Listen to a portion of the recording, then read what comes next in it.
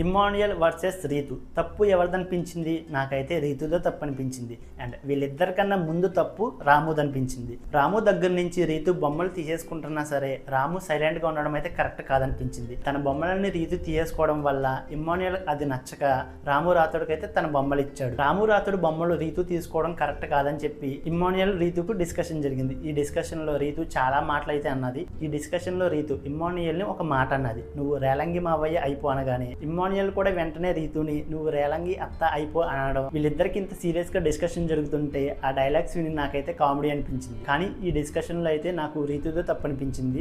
అనవసరంగా రీతుయే కావాలని చెప్పి అందరితో గొడవ పెట్టుకున్నట్టు అనిపించింది. అండ్ రీతు అందరి మీద కావాలని చెప్పి గొడవ పెట్టుకుని అండ్ తను సింపతిగా క్రియేట్ చేసి ఏడవడం అయితే కరెక్ట్ కాదనిపించింది. అండ్ ఇదంతా జరగడానికి కారణం మాత్రం రాము అనిపించింది. అలా సైలెంట్ గా ఉండడం వల్ల ఇంత పెద్ద గొడవ జరిగినట్టు అనిపించింది. అండ్ ఆఖరికి రాముయే ఓనర్ అయ్యాడు. అండ్ ఈ టాస్క్ లో రాము సైలెంట్ గా ఉండి గివ్ అప్ ఇచ్చేయడం అయితే నాకు కరెక్ట్ కాదనిపించింది. ఇమ్మాన్యుయల్ వర్సెస్ రీతుతో తప్పనిపించింది. అండ్ వీళ్ళిద్దరికన్నా ముందు రాముదో తప్పనిపించింది.